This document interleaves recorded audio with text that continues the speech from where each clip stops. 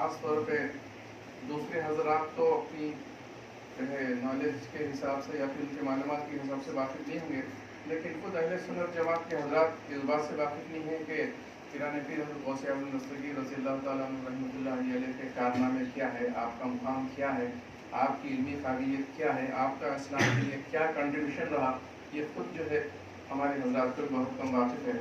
اور پھر سال میں ایک مرتبہ ہم جو ہے 11ویں شریف کر لے کے سمجھتے ہیں کہ ہم جو ہے حق ادا کر دیں، لیکن آپ کے مقام کو سمجھنے کے لیے بہت اہمیت جو ہے یہ ہے کہ آپ کا جو اتنا اونچا مقام ہے جو ہم سمجھ نہیں سکتے، اور ہمارے جو ہے دائرۂ نالج میں جو ہے آپ کے مقام کو سمجھنے کی صلاحیت بھی ہونی چاہیے. اس پس منظر میں مولانا محترم سے میں ادب گزارش کروں گا کہ اس عنوان پر ہمیں مخاطب کرنے کی سعادت حاصل ہے.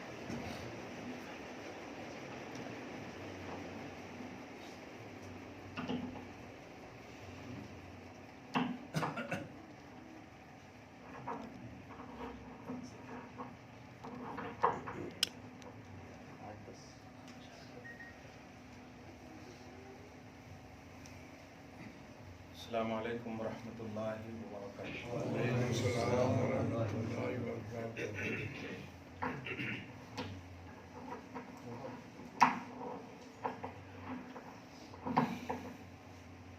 نحمدہ ونصلی ونسلم علی حبیبہ الکریم الامین العزیز الرؤوف الرحیم وعلی آلہ واصحابہ الافضلین الاکرمین اجمعین، اما بعد. فاعوذ باللہ من الشیطان الرجیم، بسم اللہ الرحمن الرحیم. صاد والقرآن ذی الذکر بل الذین کفروا فی عزۃ وشقاق. صدق اللہ العظیم. حصول برکت کے لیے درود شریف پڑھ سیدنا و شفیعنا و حبیبنا و مولانا محمد وآلہ واصحابہ وبارک وسلم صلی اللہ تعالی علیہ وسلم. جب جذبات سے سرشار ہوتا ہے تو الفاظ ساتھ نہیں دیتے. اللہ پاک اس مجلس کی مسلسل نورانیتوں سے، عظمتوں سے ہم سب نہ یہ کہ واقف ہیں بلکہ محظوظ ہوتے ہیں. اللہ پاک ہم سب کو اپنے خصوصی ذل رحمانی میں شرف کے ساتھ جوار کرم مصطفیٰ نصیب فرمائے. در حقیقت غوث اعظم رضی اللہ تعالیٰ عنہ اپنے زمانے اور صحابہ اور تابعین کے بعد اپنے پچھلے زمانے کے اسلام کے بہت بڑے آئیڈیل ہیں، بہت بڑے ہدایت، تفہیم قرآن اور توضیح حدیث کی نمایاں حیثیت رکھتے ہیں.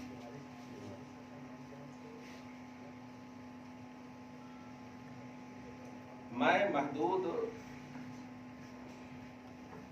مطالعہ کے اعتبار سے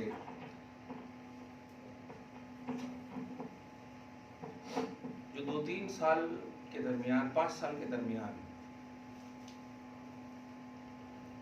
چونکہ کبھی کبھی حالات اور تقاضے بھی آپ کو کسی چیز پر مجبور کر دیتے ہیں.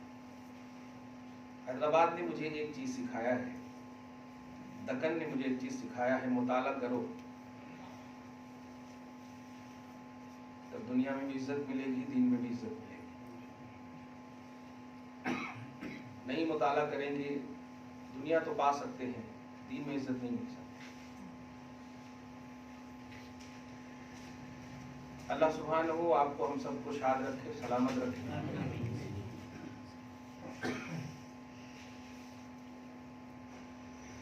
غوث اعظم رضی اللہ تعالی عنہ کا اس طرح سے جشن یا آپ سے منسوب محفلیں یہاں دیکھی میں نے، دل نے کہا یہ عقیدت سلامت رہے، لیکن اس کا جو بیس ہے کیوں انسان کیوں انسان کھینچے جاتے ہیں کسی کی طرف؟ اس کی وجہ آپ نہیں ہیں، اس کی وجہ خدا کا فضل ہے. کیونکہ ظاہر ہے آپ کون سی صدی میں جی رہے ہیں، اور یہ بھی ظاہر ہے کہ غوث پاک کی آپ نہ ظاہری طور پر اولاد ہے اور نہ آپ ان کی اس پہ ظاہری طور پر کریں، لیکن پھر بھی اتنے ادب و احترام کے ساتھ نام لیتے ہیں، ان سے منسوب محفلوں کو پوری پازیٹیوٹی کے ساتھ مناتے ہیں. بات کیا ہے؟ یہ بات ہماری نہیں، یہ بات خدا کی ہے. اللہ پاک نے وعدہ لیا ہے اپنے محبوب بندوں سے، تم میری محبوبیت کے بعد سرفراز ہونے کے عالم ناسوت میں، یہ جو دنیا جسے یا عالم ناسوت کہا جاتا ہے، یہاں آپ سانس لیتے بھول بھلیا والی دنیا. ناسوت نسیان سے بھی، ناس لوگوں کو اس لیے کہتے ہیں کہ وہ بھولنے والا ہے. عالم ناسوت میں بھی رہ کر تم نے مجھے راضی کر دیا، تو اب تیری ذمہ داری ختم ہو گئی، اب میری ذمہ داری شروع ہوئی. یہ اللہ پاک فرماتا ہے. آؤ پرسکون ہو کر آؤ، راضی ہو کر آؤ، مطمئن ہو کر کے آؤ. اب میں تمہیں وہ شہرت عطا کروں گا اور خلق کے دلوں میں بات ڈالوں گا کہ اب نذرانے محبت ان کی بارگاہ میں پیش کرو. اللہ پاک کا وعدہ ہے. سورہ مریم کی لاسٹ فرسٹ آیت کریمہ آپ دیکھیں، اللہ پاک کلیئر فرماتا ہے ان الذین آمنوا وعملوا الصالحات سیجعل لهم الرحمن ودا. بے شک جو لوگ ایمان کامل اور عمل صالح کی دائمیت کے ساتھ زندگی گزار کر چلے بھی جائیں، اللہ اپنی رسپانسبلٹی فرماتا ہے ارشاد کے طور پر، ان قریب ہم بندوں کے دلوں میں محبت اس کی ڈال دیں گے. اب یہ وعدہ اللہ پاک نہیں کہ ہم میری محبت ڈال دیں گے، اس کی محبت ڈال دیں گے، ایمان کامل اور عمل صالح. اور یہ حقیقت ہے کہ بڑے سے بڑے تنقید نگاروں نے بھی غوث اعظم کے ایمان کامل اور عمل صالح کی تائید کی ہے. بڑے سے بڑے، ان میں سے سر فہرست ابن کثیر جیسا نقاد، ان کی کتاب البدایہ والنہایہ میں دیکھیں گے تو کہتے ہیں کہ وہ تو ورع کی منزل پر فائز تھے. ورع کہتے ہیں تقوی سے بھی جو اعلیٰ منزل ہو، تقوی سے بھی جو اعلیٰ منزل ہو اس پر فائز تھے. کون؟ عبد القادر جیلانی. اب جب ایمان کامل اور عمل صالح ہم تو الحمدللہ مانتے ہیں، ہو سکتا تھوڑی دیر کے لیے ہمیں عقیدت کا نام دے کر کے چھوڑ سکتے ہو، لیکن غیر تو عقیدت کی بنیاد پر نہیں، حقیقت کی بنیاد پر تائید کرتے ہیں. تو غوث اعظم اس آیت کے مصداق ہیں، اور ہم جو ہم جو کھینچے جا رہے ہیں ان کی بارگاہ میں، یہ وعدہ الہی کا اللہ پاک نے ہمیں اس میں سلیکشن فرمایا ہے، انتخاب فرمایا ہے. اب اس تمہید کے بعد یہ جذبات صادقہ سے ایک دم لبریز تھے، اس لیے کچھ نہیں بول پائے. میں اب بول رہا ہوں کہ کیا بولنا چاہ رہے ہیں. غوث اعظم کا علمی مقام کیا ہے؟ اور یہ دیکھیے گا، یہ کوئی مقالہ نگاری نہیں ہو رہی کہ آپ مجھے ڈاکٹریت کا اعزاز دے دیں، ویسا نہیں. میں ایک دم ریئل پیش کر رہا ہوں. ابھی آپ کے سامنے قرآن پاک آپ دیکھیں گے تو حروف مقطعات آپ سمجھتے ہیں؟ نہیں. حروف مقطعات جس کا ترجمہ نیچے میں نہیں ہو، ٹرانسلیشن سمجھ رہے؟ الف لام میم، الف لام را، قاف حا میم عین، اس کا نیچے میں ترجمہ نہیں ہوتا. یہ کل 29 مقامات پر ہے قرآن پاک. 29 قرآن پاک میں 29. آخری ہے نون والقلم، آخری ہے نون والقلم، اس کے بعد نہیں. سمجھ رہے آپ؟ 29واں پارے، کمال ہے 29واں پارے میں کل 29 ہے. غوث اعظم رضی اللہ تعالی عنہ نے ان 29 مقامات پر جو اپنی علمی شہپارے امت کو دیے ہیں، خدا کی قسم قادریوں فخر کرو اپنی قادریت پر کہ تم ایسے ویسے کو نہیں مانتے ہو، اس کو مانتے ہو جس کو سب سے اعلیٰ اور واقعی اعظم بنایا ہے رب العالمین نے. آپ ذرا سوچیں. میں کمپریزن کی دنیا میں آپ کہوں، ابن کثیر جیسا نقاد تفسیر قرطبی کے حامل کو دیکھیں، ساوی کے حامل کو دیکھیں، جلالین کے حامل کو دیکھیں، خود عہد حاضر میں آپ امام احمد رضا کو دیکھیں، ان تمام کو آپ دیکھیں، اور بھی آپ کی اس میں جتنی بھی نالج ہو، تمام بڑے بڑوں کو لے آئیں. بلا اختلاف مسلک میں بول رہا ہوں، سب کو آپ لے آئیں اور سب کے مطالعہ قرآن، ترجمہ قرآن کو آپ جمع کر کے مطالعہ کریں۔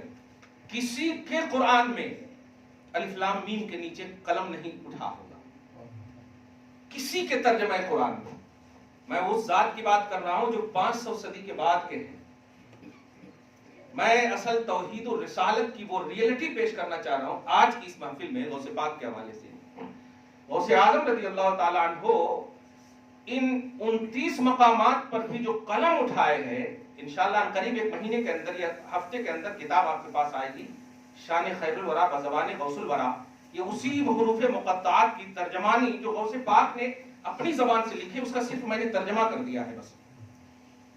ابھی بھی وہ آپ کبھی سینٹر میں آئے، تفسیر الجیلانی میں غوث پاک نے، اور اس کے بعد پہلے جو آج 10 سال 15 سال سے آپ سن رہے ہیں نا، کبھی کبھی آپ فتوے بھی لگا دیتے میرے پر، کیا لے کر بیٹھے ہیں آپ، خالی نبی کی تعریف کرتے۔ میرے غوث نے سہارا دے دیا ہے قسم خدا کی، اور ایک دم یقین دلا دیا ہے کہ تم صحیح ہو۔ فرمایا کہ مقصد نزول قرآن ہی ہے محمد الرسول اللہ، اور اس کی ابھی ریئلٹی آپ کو، اس کی اصول اور ضابطے خود بتاؤں گا آپ کو۔ جیسے میں نے ابھی سورہ 7 پارہ نمبر 23 23 کی ہے، سورہ صافات کے بعد سورہ 7 ہے، سورہ یاسین کے بعد سورہ صافات، سورہ صافات کے بعد سورہ 7۔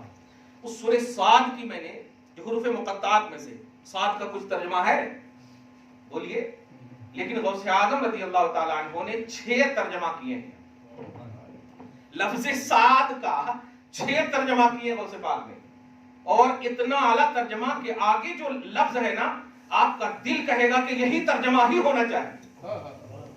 قرآن پاک میں وہیں پر آپ دیکھیں، سواد خاموش ہو گیا، لیکن آگے کیا ہے، والقرآن ذی الذکر، جس کا معنی ہے قسم ہے قرآن کی۔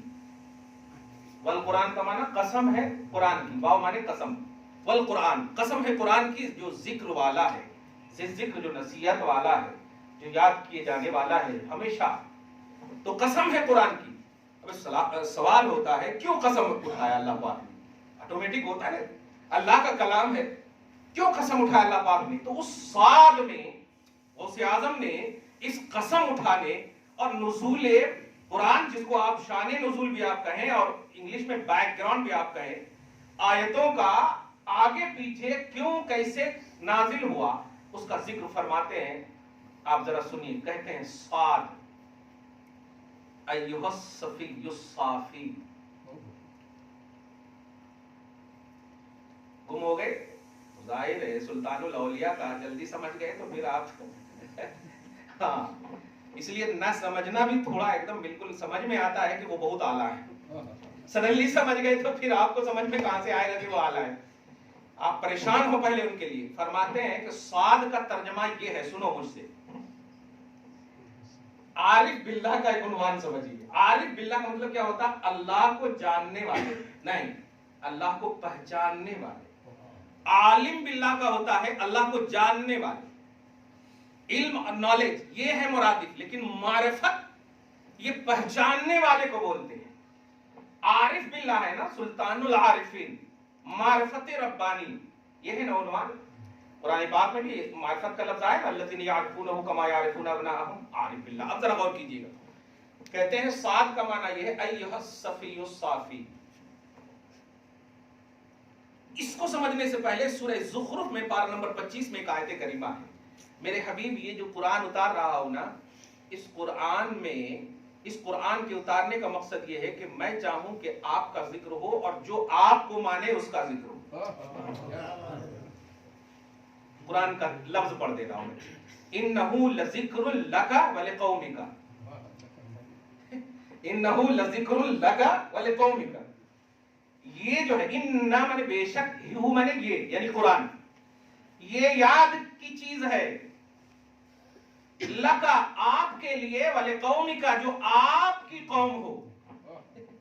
یہ قوم کے لیے نہیں ہے، لفظ آپ جب اللہ فرماتا ہے نا تو وہ انتصاب اللہ کی بارگاہ سے پوزیٹو کہلاتا ہے۔ جیسے ورفعنا لکا، میرے حبیب آپ کی خاطر ہم نے آپ کے ذکر کو بلندی دی ہے، آپ کی خاطر ہم نے آپ کے ذکر کو بلندی دی ہے، سمجھ رہے نا؟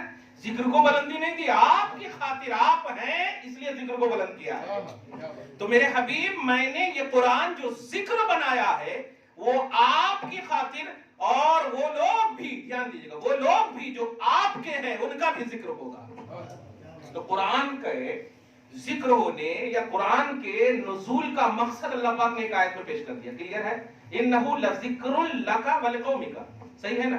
اب یہاں پر ایک بات میں کلیئر کر دے رہا ہوں پہلے آپ جیسے لوگوں کی، کہ وہ بھی ہے نا کہتے، یہ بھی ہے نا کہتے، یہ وہ بھی ہے نا اور یہ بھی ہے نا، نہیں ہونا، سب ہے، سب ہے، لیکن اس کو ذرا سمجھنا ہے۔ اگر نگیٹیوٹی میں سمجھیں گے تو پھر سمجھ میں نہیں آتا۔ جہاں پر آپ کو قُلْ إِنَّمَا أَنَا بَشَرٌ مِثْلُكُمْ کو سمجھنا ہے تو دھیان دیجیے گا، سب سے پہلے قرآن کو سمجھیے، پورے قرآن کو، الحمدو کے الف سے لے کے والناس کی سین تک، یہ کیوں اللہ نے اتارا، یہ پورا کیوں اتارا اللہ تعالیٰ نے؟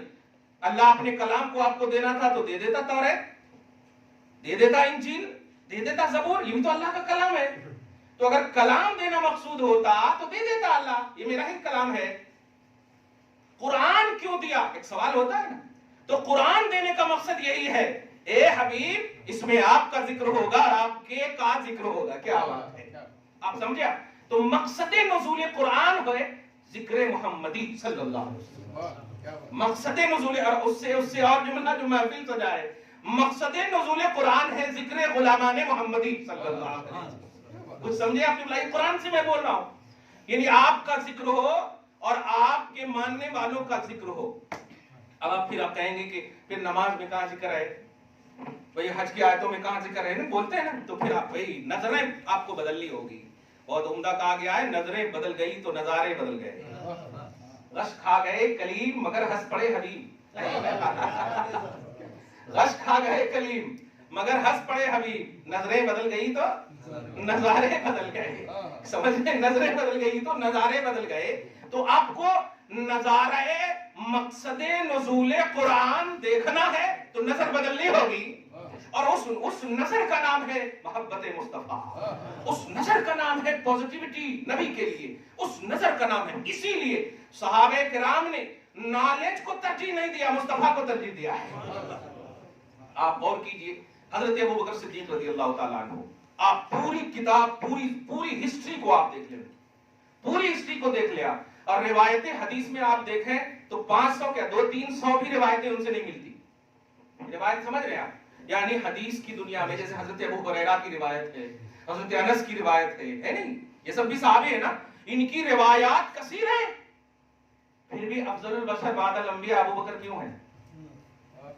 یہ ہے انہو لذکر لک ولقومک، آپ کی قوم کے علماء یا آپ کی قوم کے پڑھے لکھے نہیں، جو آپ کے ہیں ان کا ذکر ہوگا۔ کیا بات، اس لفظ آپ پر غور کریں، جو آپ کے ہیں، ارے وہ کہیں کا بھی ہو، وہ خواجہ رتن ہندی ہو، مگر ذکر ہوگا قرآن میں۔ سبحان اللہ، دیکھ رہے ہیں آپ، ذکر ہوگا قرآن میں، وہ قرن کا اویس ہو، ذکر ہوگا قرآن میں۔ کیا بات، آپ کے اور آپ کے ماننے والے جو آپ کے متبعین ہیں، آپ کے جو غلام ہیں، یہ جب لفظ سمجھ گیا، آپ کہیں پر بھی آتے رہے، قرآن میں ہے نہ کہتے، قرآن میں ہے نہ کہتے۔ سب سے آسان نوجوانوں کو ایک نسخہ دے رہا ہوں، قرآن میں نماز تو ہے، رکعت نہیں ہے، اس لیے اب آپ تو تم قرآن کو بولو رہو، کیونکہ نماز سب سے بڑی چیز ہے نا، کہتے ہیں نا، ارے رفع یدین تو ہم بعد میں کریں گے نا، پہلے قرآن کی جو حیثیت ہے، فرض کہتے، واجب کہتے، سنتہ کہتے، یہ تو آئی نہیں قرآن میں، سمجھ رہے نا؟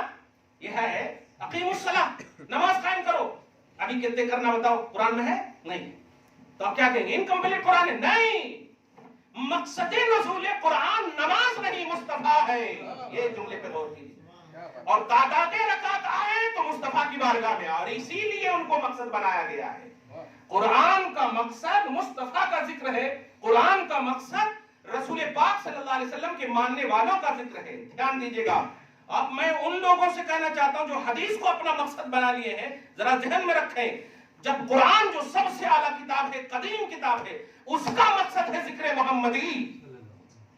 قدیم کتاب، قدیم بولے تو نہ مٹنے والی کتاب، نہ مٹنے والی کتاب، ختم نہ ہونے والی کتاب، اس کتاب کو کلام کہتے ہیں۔ اس کے علاوہ مخلوق کی ہر بات مٹنے والی، کیونکہ مخلوق ہی کو حادث بولتے، مخلوق حادث ہے تو ان کی بات بھی حادث ہوگی، مٹنے والی ہوگی۔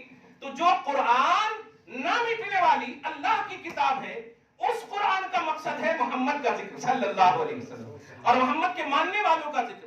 अब यस्सरुल कुरान की तरह आप लाएंगे जुमला, अब इसमें है कते, उसमें है कते, इन्हों का कहना कते, उन्हों कहना कते, अब ये बिल्कुल आला से नीचे आकर के अब आला को भूल रहे हो कि नहीं, बताओ तो। आला को आप भूल रहे हो कि नहीं? मकसद जो सबसे आला किताब है उसका मकसद ये है, तो अब तो उस आईने में आपको आमाल भी बजा लाना होगा, उस आईने में आपको अपनी जिंदगी गुजारनी होगी। और वो जिंदगी क्या है? वही सहाबे किराम रिज़वानुल्लाहि ताला अलैहिम अजमईन आमाल का जो मामला है, किरदार का जो मामला है, ये करते थे, लेकिन मुस्तफा जो कहते, मुस्तफा जैसे कहते, उसके बाद इन आमाल की कबूलियत का अगर नबी सल्लल्लाहु अलैहि वसल्लम बताए मौजूद है तो इंतजार करते कि लम्हाए मुस्तफा उठ जाए, लम्हाए मुस्तफा उठे। ये है मकसद। अब आप दो लफ्ज में बोल दो कि आप अगर नबी के हैं तो आपका मकसद है मुस्तफा, आप अगर नबी के हैं तो आपका मकसद है मुस्तफा, और अगर ये मकसद बना लिए तो खुदा का मकसद बन जाएंगे आप, खुदा का मकसद आप बन जाएंगे। अल्लाह पाक फरमाता मेरे हबीब ये कुरान आप और आपके मानने वाले, आपके चाहने वालों के लिए जिक्र सरापा रखा है, मुकम्मल जिक्र रखा है। ये बात ध्यान में रखिएगा, बाद में जाकर नहीं बोलिए क्या कहा के बोल दिए ना कहते, इसलिए मैंने कहा सूरह ज़ुखरुफ की आयत करीमा। अब जो मैं कहने जा रहा था मकसद नुज़ूल कुरान क्या था। अच्छा एक और बात कहूं, हुजूर पाक सल्लल्लाहु अलैहि वसल्लम 40 साल के बाद ऐलान फरमाया, ऐलान करे नहीं, आगे नहीं बोले, ऐलान करे किस चीज का? मैं नबी हूं, सही है, कलमा पढ़ो, ऐलान करे। 40 साल तक कुछ नहीं करे, ऐलान नहीं करे। 40 साल तक लोग थे कि नहीं थे ना लोग? हजरत अबू बकर भी थे, उमर भी थे, सारे जाहिरी तौर पर आप देखें तो सब थे, लेकिन कोई भी लफ्ज़ सहाबी का उन्वान था? ये पॉइंट नोट की, सहाबी का उन्वान था नहीं, ईमान वालों का उन्वान था नहीं। हुजूर भी हैं, हुजूर भी हैं, 40 साल की उम्र पाक है तो आप समझ रहे हैं, हुजूर भी हैं, अबू बकर और उमर भी हैं, सब है, लेकिन किसी का उन्वान न ईमान का उन्वान है, न तौहीद का उन्वान है, न ही सहाबियत का उन्वान है। हुजूर एक लफ्ज कहते हैं, सुनो ला इलाहा इल्लल्लाह कहो कामयाब हो जाओगे। इतना सी लफ्ज का सहाबियत का भी उन्वान बन गया, इतना सी लफ्ज का अहले तौहीद का उन्वान बन गया, इतना सी लफ्ज का। ये किसने कहा? अल्लाह पाक ने तो कहा नहीं, अल्लाह पाक ने तो कहा नहीं कि अल्लाह पाक तो पहले ही से अल्लाह पाक है। नबी ने कहा कि एक अल्लाह को मानो, नबी ने कहा एक अल्लाह को मानो, फिर जाकर कामयाब होगे। लोगों ने मान लिया, उस वक्त ये भी नहीं कहा कि अल्लाह ने कहा। नबी कह रहे हैं कि सुनो, कहो ला इलाहा इल्लल्लाह तुफ्लिहू, अल्लाह के सिवा कोई माबूद नहीं, कामयाब हो जाओगे। ये अल्लाह कह रहा नहीं, मैं कह रहा हूं। इस लफ्ज़ क़ूलू ला इलाहा इल्लल्लाह पर ये नहीं कहा अक़ूलु मिन जानिबिल्लाह, अभी नहीं कहे, तब तो दो ग्रुप हुए ना वहां पे। कहो अल्लाह के सिवा कोई माबूद नहीं, ये लफ्ज़ कहो कौन है? लफ्ज़ मुस्तफा है, नहीं नबी की ज़बान है, नबी की ज़बान है। और मानने वालों ने जब माना तो वहीं पर से अल्लाह तबारक व तआला ने अब यूं कहिए वही खफी में कह दिया या अय्युहल्लज़ीना आमनू। क्या बात है, कहा कि नहीं ए ईमान वालों। तो लफ्ज़ ए ईमान वालों का रब की जानिब से ऐलान कब होता है? कब्ल होता है या बाद में होता है? आप कहेंगे यकीनन बाद में होता है। हालांकि मोमिन आप पहले हो रहे हैं, अल्लाह को आप पहले मान रहे हैं, लेकिन ऐलान बाद में हो रहा है। मुस्तफा जाने रहमत की सदाकत का एतराफ पहले की है आपने, इसलिए ऐलान बाद में हो रहा है, नबी की वजह से हो रहा है। ध्यान दीजिए, नबी की वजह से हो रहा है। ये पूरा प्रोसेस आप समझे, पूरी चीजों को समझे। आप पूरी लाइफ गुजारते अमल में, एक सेकंड के लिए भी अगर निगेटिव हो गए नबी के लिए तबाह हो जाएंगे आप। उम्र कट गई सहाबे किराम रिज़वानुल्लाहि ताला अलैहिम अजमईन की, अभी ऐलान नहीं हुआ है, 30 साल 40 साल की उम्र हो गई। बल्कि हज़रत उर्वा इब्न मसूद सक़फ़ी को तो देखें तो 90 इयर्स हो गए थे, 90 साल के ऊपर हो गए थे, लेकिन या अय्युहल्लज़ीना आमनू का खिताब नहीं मिला था, सहाबी का उन्वान नहीं मिला था। अब 90 साल के बाद कितना दिन जिए होंगे, कितना दिन जिए होंगे? आप समझ रहे हैं इस बात को? 10 साल 20 साल जितना भी आपने, 90 साल तो नहीं जिए होंगे, लेकिन 90 साल पर भारी। वो खुद उनसे पूछ लीजिए, उर्वा तुम ईमान क्यों लाए? तो कहा मैं हुदैबिया में देखा जाकर के। अबू सुफियान ने पूछा था, अरे क्या बात है? अरे तुम वहां भेजे हो اس سے پہلے کہاں کہاں بھیجے، قیصر بھیجے، کسرا بھیجے، روم بھیجے، بڑے بڑے بادشاہوں کے پاس مجھے جاسوس بنا کر بھیجے تھے نا. ہاں میں نے ان تمام بادشاہوں کا ملاحظہ کیا ہے، ان کے چاہنے والوں کو دیکھا ہے. ان کے چاہنے والے ان کی تعظیم اسی وقت تک کرتے ہیں جب تک وہ کرسی پر بیٹھا ہوا ہو. کرسی سے نیچے اتر جائے سمجھ ہی میں نہیں آتا بادشاہ کون ہے، آقا کون ہے، غلام کون ہے. لیکن میں اب کی بار جہاں گیا ہوں میں اس ذات کو دیکھ کر آ رہا ہوں کہ وہ کرسی پر نہیں چٹائی پر ہے، لیکن ان کے ماننے والے ان کے ہاتھ سے لگا ہوا پانی زمین پر گرنے نہیں دیتے، لگا ہوا پانی زمین پر گرنے نہیں دیتے ہیں. تو سوچ، جس ذات کے ماننے والے ٹچ ہوئے پانی کو گرنے نہ دیں، اس کے خون کو کیسے گرنے دیں گے، اس کے خون کو کیسے گرنے دیں گے. بدل ڈالو. اور یہ چیز ان کو بدلنے کے لیے کہا، ان کا ہی بدل دیا اللہ تعالیٰ نے. ایک اس پازیٹیوٹی نے 90 اور 92 سال کی عمروں کو اللہ نے نہیں دیکھا. تم نے میرے حبیب کے لیے اپنی پازیٹیوٹی دکھائی ہے. میں دوں گا پاسٹ کو، اب گزارو زندگی. انہو لذکر لک ولقومک. میرے حبیب یہ ذکر بنے گا، یہ ذکر بنے گا آپ کے لیے اور جو آپ کے ہو جائیں گے اس کے لیے. میں نہیں دیکھوں گا ان کے پاسٹ کو. یہ پوائنٹ آپ نوٹ کر لیا آپ نے، اور ذرا سوچ کر سر ہلائیے گا. ہاں ہمارے کو آپ ہی سے خطرہ ہے، ان لوگوں سے خطرہ نہیں. کلیئر بات ہے، سمجھ رہے ہیں؟ ہاں نوجوانوں دھیان میں رکھو. لوگ آپ کو بڑا چٹھی نکالتے سے. یہ دیکھو مصنف ابن شیبہ کا تھے. اب بتاؤ بیچارے کو ہجا بھی لگانا نہیں آتا. مصنف ابن شیبہ کون ہے؟ یہ ابن کثیر کا تھے. ارے بہت اوتھینٹک ہے. تو آپ ایک ہی لفظ کو، اللہ سے بھی زیادہ اوتھینٹک ہے نہیں، محمد سے بھی زیادہ اوتھینٹک ہے نہیں، ابو بکر سے بھی زیادہ اوتھینٹک ہے نہیں. ہم ان سب کو سمجھ چکے ہیں. سمجھ چکے سے مطلب یہ مقصد کیا ہے اللہ کا، مقصد کیا ہے رسول اللہ کا، مقصد کیا ہے افضل البشر بعد الانبیاء کا. کیا بات ہے. ایک پازیٹیوٹی کی تفسیر کبیر کے حوالے سے آپ کو مثال دو. سورہ کہف کی آیت نمبر 12 کے تحت التفاسیر میں آپ دیکھیں گے تفسیر کبیر میں کہ اللہ کے نبی صلی اللہ علیہ وسلم نے حضرت ابوبکر صدیق کو انگوٹھی دیا تھا. مشہور ہے، انگوٹھی دیا تھا. کہا تھا کہ اس پہ لا الہ الا اللہ کندھا کر کے لاؤ. کندھا سمجھ رہے ہیں نا، تختی کر کے لاؤ. وہ بنانے کے لیے اس ہاں نقش بنانے کے لیے کر کے لاؤ. ٹھیک ہے. حضور پاک صلی اللہ علیہ وسلم کا یہ چہیتا جب جاتا ہے، جا کر کے نقاش کو کہتا ہے یہ کر دو، لیکن کہ رکو رکو رکو رکو، میرا دل گوارا نہیں کر رہا کہ میں صرف اللہ کا نام لکھواؤں. دیکھتا ہوں پھر حضور کا بھی نام لکھ دو. حالانکہ نہیں کہا تھا حضرت ابوبکر صدیق کو. اب یہاں پر یہ ایک لفظ علمی لفظ بول رہا ہوں، الادب فوق الامر. ادب جو ہے حکم سے بھی اوپر ہوتا ہے. اے بیٹے اگر باپ تمہیں کرسی پر بیٹھنے کہہ رہا ہے تو مت بیٹھنا. وہ ناراض بھی ہو جائے تو ناراض ہونے دے. نہیں، میرا وہ پوزیشن ہی نہیں، وہ آپ کا مقام ہے. ادب وہ ہے. حضرت ابوبکر صدیق نے کہا میرا دل کہہ رہا ہے اے نقاش خدا سے نبی کو جدا مت کرو. میں نے اس خدا کو اسی نبی کے حوالے سے پایا ہے. اس سے پہلے کہ وہ نقاش لکھنا شروع کرتا بنا کر کے دے دیا. اب آپ بتائیے نقاش کون؟ کوئی نبی تو نہیں تھا نا، کوئی نبی نہیں تھا. یہ نقطے کی طرف اشارہ نہیں ہوتا ہے کبھی. نبی تو نہیں تھا نا، لیکن جب پورا بنا کر کے مصطفیٰ کی بارگاہ میں آتے ہیں تو نبی انگوٹھی کو دیکھتے ہیں. حضرت ابوبکر ایسے ہی چہرے کی وہ یہ صرف سوچ رہے ہیں کہ میں نے جو محمد صلی اللہ علیہ وسلم کا نام ڈالا ہے ڈانٹ پڑتی کیا ہے گی. نبی تو ایک ہی بولے تھے، مگر نبی جو بار بار دیکھ رہے ہیں نا سامنے، وہ دیکھنے کی وجہ کیا کیا؟ یا رسول اللہ میرا دل کہا کہ میں اللہ سے آپ کو جدا نہ کروں. میرا دل کہا. تو یہ تو ٹھیک ہے، لیکن اور ہے. اب یہاں پر دیکھیے گا اور ہے میں نہیں کیا. دیکھیے گا میں نہیں کیا.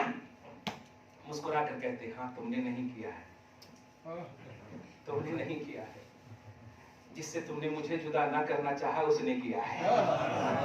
جبرائیل میری بارگاہ میں آئے تھے، میرے حبیب ابو بکر آپ سے مجھے جدا کرنا نہیں چاہتا. یہ عشق، یہ محبت ہے، یہ ادب ہے. سنیے، جبرائیل کے ذریعے سے میں اس نقاش کے دل میں یہ بات ڈال رہا ہوں، اس نقاش کے دل میں بات ڈال رہا ہوں. خبردار، جس ذات نے میرے محبوب کو مجھ سے جدا نہیں کیا، میں اسے کیسے कैसे जुदा कर सकता हूं? इन्नहु लज़िक्रुन लका व लिक़ौमिका, उन्वान समझो आप।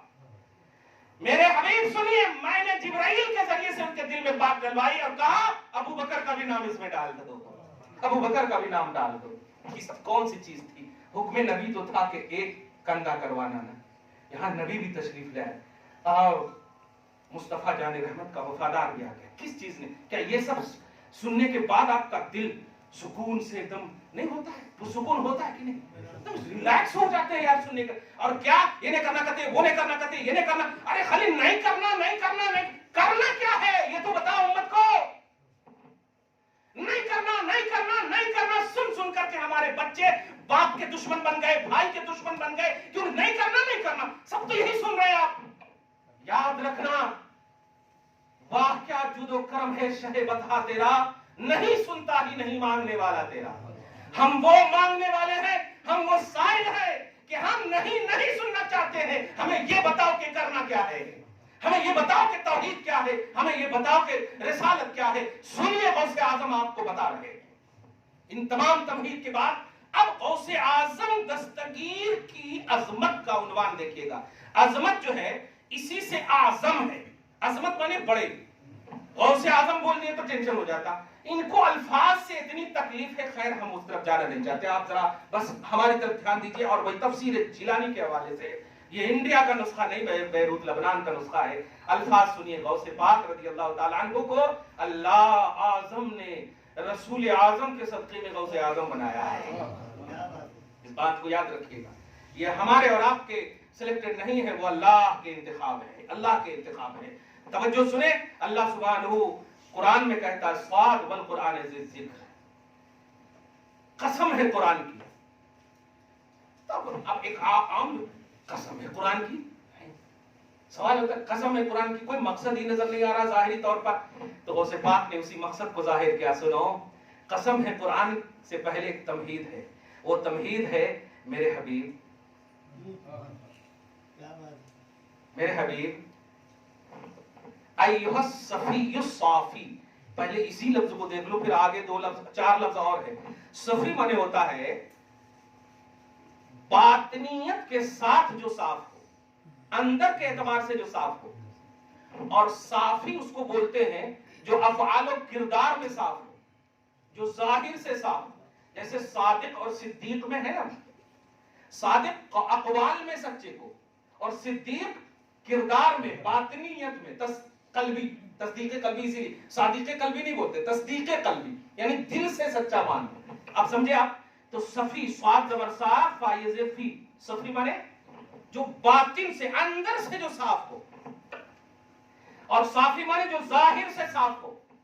ये आप हम सब तो बोल सकते हैं ना अकीदत में, हाँ हुजूर ऐसे है, हुजूर ऐसे, हुजूर ऐसे। लेकिन याद रखिएगा, छोटा अगर बड़े को बोले ना तो अकीदत है, और बड़ा अगर छोटे को बोल दे तो वो दलील है। बड़ा छोटे को बोल दे तो दलील है। रब फरमा रहा है अपने हबीब को अय्युहस सफीयुस साफी। अब ये यूपी का मोहम्मद नामी किताब लिख करके उंगली उठाएगा। खालिक कह रहा है ए अंदर से भी साफ, ए जाहिर से भी साफ। क्या बात है? अय्युहस सफीयुस साफी, ए अंदर से भी साफ, और आप नहीं, इस सफाई का जिम्मेदार मैं हूं, अल्हम्दुलिल्लाह। ध्यान दीजिए, अल्लाह पाक अय्युहस सफीयुस साफी। उसके बाद क्या है, मैं आगे कुछ नहीं बोलूंगा, बल्कि एक और देखिए, अय्युहस सादिकुस सदूक। सिद्दीक का लफ्ज नहीं दिया, अय्युहस सादिकुस सदूक, साद दाल वाव काफ। ये गौसे पाक का जुमला बोल रहा हूं, अजमत गौसे आजम समझिएगा। खूब खाइए ग्यारहविया। गौसे पाक का कुछ नहीं होता, गौसे पाक की अजमत रोज बजोरत अल्लाह बढ़ा रहा, और उनके सदके में आपको अल्लाह खिला रहा। वो उनको नहीं खिला रहे आप, क्लियर बात है, सही है ना? वो आप खाते हैं, उनका क्या? उनकी अजमत दिन ब दिन नबी के सदके में बढ़ रही है, अल्हम्दुलिल्लाह। वो बढ़ रही है, वो अल्लाह पाक अपनी हिफ्ज़ व अमान में रख करके उनके रुतबे को बढ़ा रहा है। ये आप उनका सदका खा रहे हैं। अय्युहस सादिक अस-सदूक, ए जाहिरन सच्चे। ये तो अरब वालों ने भी कहा। अब मैं सिद्दीक नहीं कहूंगा, सदूक का जुमला गौसे पाक ने इस्तेमाल करके अजमत रिसालत को देखिएगा किस तरह उजागर की है। कहते हैं ए सदूक, सदूक कहते हैं जो वहमी तौर पर भी झूठ के करीब न जाए, वहमी और ख्याली और सन्नी तौर पर भी, समझ गया? یعنی एकदम کبھی کسی بھی ایک سیکنڈ کے لیے بھی سیکنڈ کے لیے بھی کبھی بھی جھوٹ کے قریب نہ جائے، کبھی بھی جھوٹ کے قریب نہ جائے. اسے صدوق بولتے ہیں، اسے صدوق بولتے ہیں، جس میں قبلیت اور بعدیت، آفٹر اور بیفور، یہ دونوں جو ہے اللہ کی صداقت کردہ عطا کردہ آئینے میں گزرے، اسے صدوق بولتے ہیں، اسے صدوق بولتے ہیں. آپ سمجھ میں آیا؟ نبی صلی اللہ علیہ وسلم وہ ذات ہے جو ہر حال میں، یہ میں اصل 40 سال سے پہلے کی بھی عمر کو اس صدوق سے لینا چاہ رہا ہوں کہ صادق تو 40 سال سے پہلے عرب والوں نے کہا، 40 سال سے پہلے عرب والوں نے کہا، اور صدیق تو مصطفیٰ نے ابو بکر کو عطا کیا. اب بچا وہی ہے جو صدوق ہے. عرب کی سرزمین پر اگر کوئی صدوق ہے تو محمد ہے صلی اللہ علیہ وسلم، محمد ہے صلی اللہ علیہ وسلم، جو ہر حال میں جن کے نیچر، جن کی تخلیق، جن کی پیدائش، بس کانکا خلقتا کما تشاء، آپ ایسے ہی پیدا کیے جیسے آپ چاہتے تھے. تو ایھا الصدوق، ایھا الصادق الصدوق. آگے کا جملہ سنیے، ایھا الصابر الصبور، ایھا الصابر الصبور. صبار اللہ کی صفت ہے. ان فی ذلک لآیات لکل صبار شکور ہے. ایھا الصابر الصبور. صابر کس کو بولتے ہیں؟ ظاہری طور پر صبر کرنے والے نہیں، ظاہری طور پر تکلیف اٹھانے والے اور پھر اس تکلیف کا شکوہ نہ کرنے والے کو صابر بولتے ہیں. یہ ہے صابر کی تعریف. اگر آپ شکوہ کر دیے کہ بہت تکلیف ہے صبر کر رہا ہوں، ارے جب بول دیے تو کہاں سے صبر کر رہے ہیں؟ بولنا نہیں، کرنا صرف تکلیف کو، اٹھانا صرف تکلیف کو، اور کہنا اللہ کا شکر ہے. کیا بات ہے، اللہ کا شکر ہے. تکلیف پر شاکر رہنا صابر بنا دیتا ہے. اسی لیے کہتا ہوں میں، صبر مجبوری کا نام نہیں ہے، صبر عبادت کا نام ہے. اور عبادت میں مقبولیت کا کی مہر اللہ اسی وقت لگاتا جب خوش ہو کر کریں. آپ جب خوش ہو کر کریں، مجبوری کے طور پر کریں گے تو پارہ نمبر 5 کے لاسٹ پیج میں دیکھیں گے تو نماز پڑھنے والوں کی ایک شان بیان کی گئی. وَإِذَا قَامُوا إِلَى الصَّلَاةِ قَامُوا كُسَالَىٰ. یہ کچھ ہیں کلمہ پڑھنے والے میرے حبیب جن کا کانسیپٹ منافقین میں نے رکھا ہے. سنیے، یہ نماز کے لیے جب کھڑے ہوتے ہیں نا تو پڑھنے سے پہلے خوش نہیں ہوتے، پڑھنے سے پہلے بولتے ہیں وہ اب نماز پڑھنا ہی پڑتا. تو اگر آپ کوئی بھی عمل کر رہے ہیں، اگر خوشی سے عمل نہیں کر رہے ہیں، قبول نہیں ہوگا. صبر عبادت ہے، صبر عمل ہے. اس میں بھی آپ خوش کب ہوں گے؟ جب تکلیف ہو اور اس تکلیف کا اظہار نہ کریں، اس تکلیف کا شکوہ نہ کریں. سمجھ رہے ہیں آپ؟ تب جا کر یہ عبادت ہے. اسی لیے کہا الصبر هو الجنہ. صبر اگر آپ کنٹینیو، اچھا کیا بات ہے، حضرت امام حسین والے ہوا اور صبر نہیں کریں گے، اب کیسے حسینی ہیں آپ؟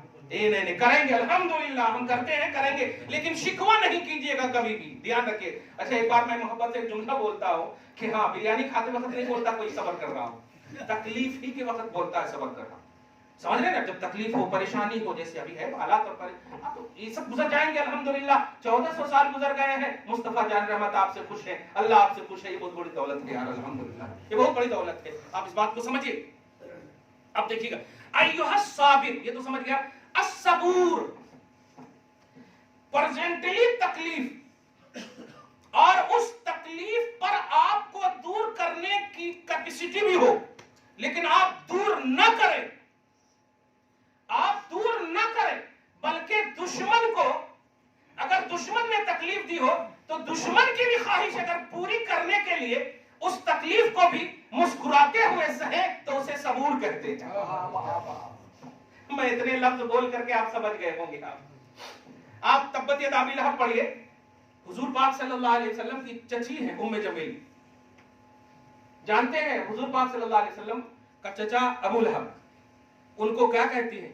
آپ مجھ سے بہت پیار کرتے ہیں. ہاں، ایموشنل بلیک میل جس کو بولتے ہیں، بہت پیار کرتے ہیں. ہاں، ایک چیز مانگوں گی تو ارے کچھ بھی مانگو دے دیتا ہوں، کچھ بھی مانگو دے.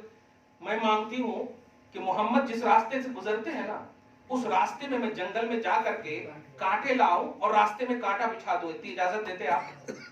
ارے یہ تو اجازت میں نہیں بھی مانگتی، خوش ہو جاتا. اس طرح کی بات آپ غور کیجئے گا. اس بات میں اس کا علم نہیں نبی کو نہیں ہوا. خدا کی قسم اگر کوئی کام نہ بھی ہوتا تھا آقا صلی اللہ علیہ وسلم کو اس راستے میں جانے کے لیے، تب بھی اس دشمن کی خواہش کو پوری کرنے کے لیے جاتے تھے. دشمن کی خواہش کو پوری کرنے کے لیے بھی اگر کوئی تکلیف کو سہتا ہو، حالانکہ ہٹانے کی طاقت ہے، ہاتھ دیا اور صحابہ ہے اشارہ کر دیتے کہ ہٹا دو، لیکن نہیں، ارے دشمن جس مقصد سے اس مقصد کو پورا نہیں، وہ مقصد پورا نہیں ہوگا، نہیں۔ میرے حبیب رب کی بولی ہے، غوث پاک بول رہے ہیں ایھا الصبور۔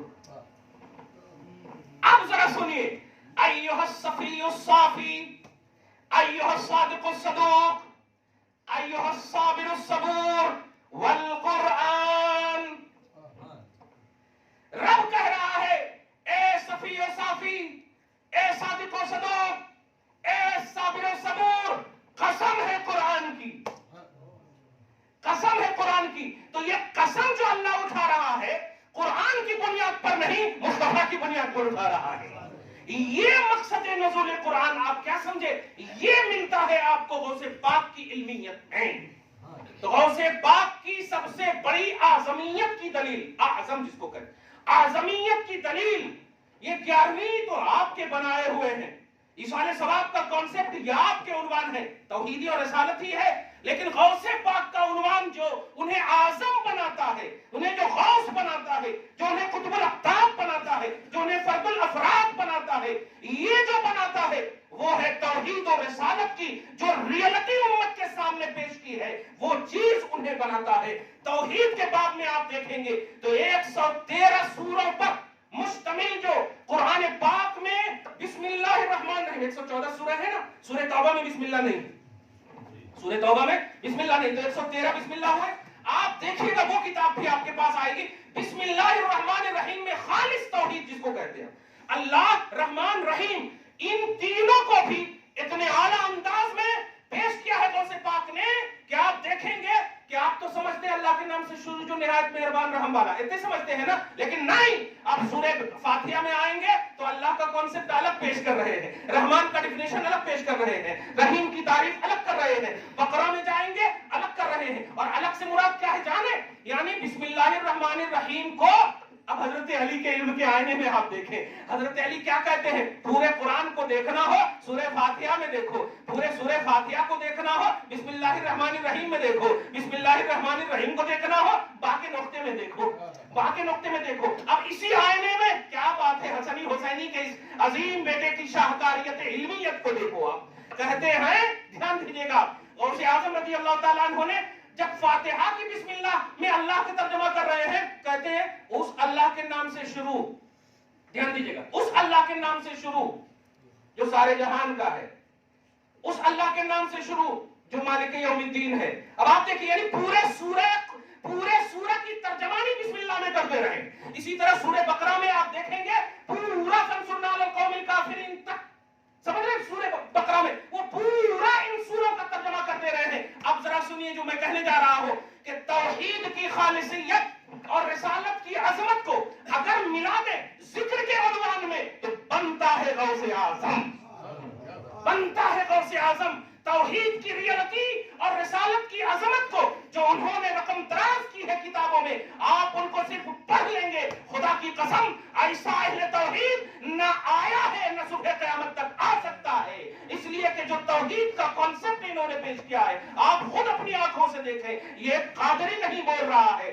یہ ایک غوث پاک کا خوشاچی بول رہا ہے، علمی بارگاہ کا۔ یاد رکھیے گا، ہم اس کے کبھی قائل نہیں ہیں، ہم اس کے کبھی مائل نہیں ہیں اس کی طرف جو آپ کو بس فرائض اور واجبات سے دور کر دے اور مستحب اور سنتوں کی طرف۔ عیسائیت کا روپ لینے والی قوم ہم نہیں ہیں، ہم وہ قوم ہیں جن قوم میں، دھیان دیجیے گا، نہ ذکر کر کے بھی اللہ پاک نے ہمیں ایک ذہن دیا ہے۔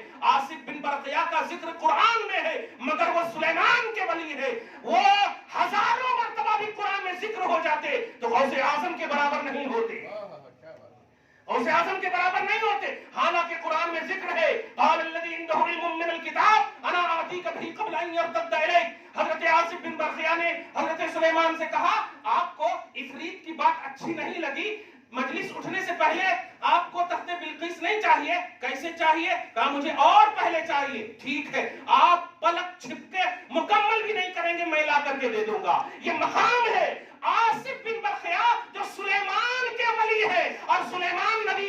ہیں، سلیمان محمد کے غلام ہیں۔ اب ذرا سوچئے محمد کی قوم کے ولی کا عالم کیا ہوگا؟ اس ریئلٹی میں آپ سمجھئے غوث پاک کو۔ قرآن پاک نے جو تدبر، قرآن پاک نے جو تحمل، قرآن پاک نے جو تعمل، قرآن پاک نے جو غور و فکر کا کانسیپٹ دیا ہے، اے مسلمانوں اس کو سمجھو۔ وہ دیگر انبیاء کرام، ان کے ولیوں اور ان کی تمام لوگوں کا ذکر کر کے ایک ذہن دیا ہے کہ تمہارا اسٹیٹس کیا ہے سمجھو، اور تمہارے اندر کے ولیوں کا اسٹیٹس کیا ہے یہ بھی سمجھیے۔ تو ایھا الصادق الصفی، ایھا الصادق الصدوق، ایھا الصابر الصبور۔